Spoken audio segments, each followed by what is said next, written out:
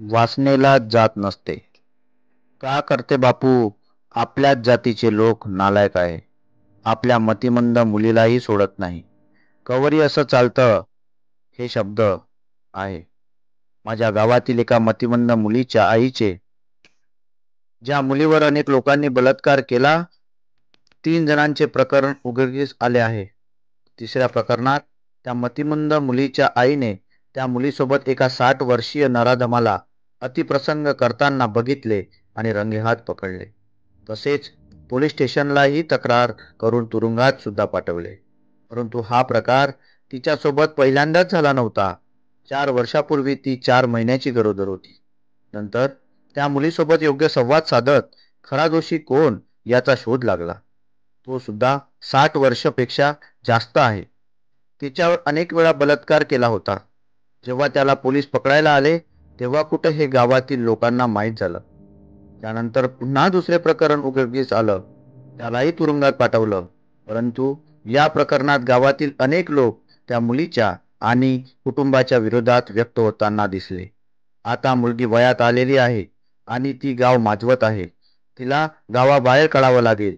घरचे लोक या मुलीला बरोबर सांभाळत नाही म्हणून तिच्यासोबत असे अतिप्रसंग घडतात. एखाद्या मुलीवर बलात्कार झाला तर सरकारकडून पैसे मिळतात.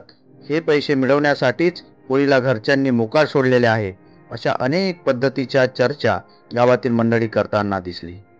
हे फक्त चर्चेपुरतं मर्यादित राहिलं नाही, तर गावातील तथाकथित पुढाऱ्यांनी DYSP कडे तक्रार करण्यासाठी अर्ज सुद्धा लिहिला आणि त्यावर गावातील लोकांच्या सह्या सुद्धा घेण्याची मोहीम राबवली. आणि आश्चर्य म्हणजे गावातील लोकांनी सह्या सुद्धा दिल्या. त्या कुटुंबाला एकटं पाडून वाडीत टाकण्याचा डाव रचला जात होता. यात सर्व जातीचे पुढारी होते हे विशेष. माझा बाप सुद्धा त्या मुलीच्या विरोधात बोलताना दिसला. पुरीने गाव माजवला असे माझ्या समोरच म्हटले. तेव्हा माझं डोकं सणकलं.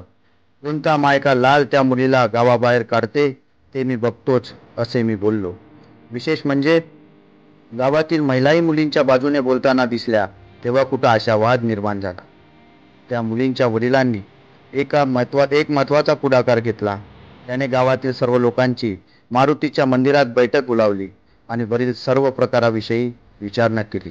त्यानंतर हे पुढारी धास्तावले.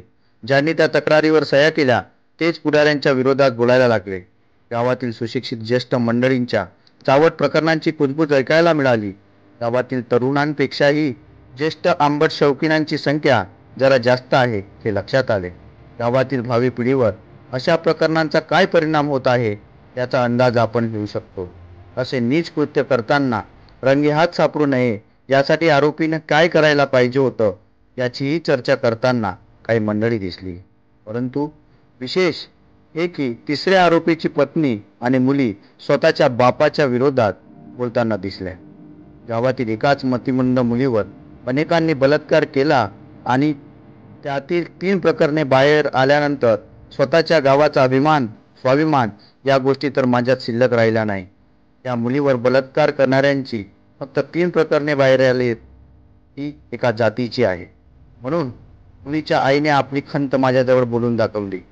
खरं तर वासना जातीपुरतीची मर्यादित नाही, परंतु आपण नेहमीच बघतो की एका जातीच्या महिलेवर दुसऱ्या जातीच्या व्यक्तीने अतिप्रसंग केला तर त्या जातीचे लोक पेटून उठतात. परंतु अत्याचार करणारा स्वजातीचाच असेल तर शांत बसतात. आरोपीला सहकार्य करताना दिसतात. म्हणजे अन्याय अत्याचाराच्या विरोधातील प्रतिक्रिया समाज जातीनिहाय ठरवत असतो. त्यामुळे अशा लोकांना धारिष्ट वाढते.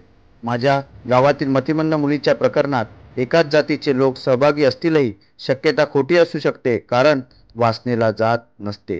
स्वतःच्या जातीतल्या मुलींसोबत अन्याय झाला म्हणून आंदोलन करणारे आणि मुलींनो काही झाले तरी फोन करा अशी भाषणातून आश्वासन देऊन नेतागिरी करणाऱ्या जनावरांच्या प्रत्यक्ष सहभाग स्त्री अन्यायाच्या प्रकरणात जेव्हा दिसतो तेव्हा व्यक्तिगत हितसंबंध जपण्यासाठी अशी प्रकरणं होतच असतात अशा शब्दांची खाण त्यांच्या तोंडून निघते तेव्हा त्यांची घृणा करण्याशिवाय काहीही करू शकत नाही याचे दुःख वाटते. काल आरमोरी प्रकरणातलं व्हॉट्सअपवर हिंदू मुलीवर मुस्लिम तरुणाने जिहादी वृत्तीने हल्ला केला असे आशयाचे पोस्टर बघितलं. मग बदलापूर आणि कोलकाता येथे झालेल्या अत्याचार हे कोणतं धार्मिक युद्ध होतं? या प्रश्नाचं उत्तर त्यांना देता येत नाही. वासनांध आणि पुरुषी वर्चस्व वादाच्या मानसिकतेला ना धर्म असतो ना जात, परंतु ही मानसिकता जात, धर्म, हितसंबंध आणि राजकारणाच्या पडद्याआड अगदी सुनियोजित पद्धतीनं झाकली जाते, ज्यासाठी स्वतःचीच घृणा वाटायला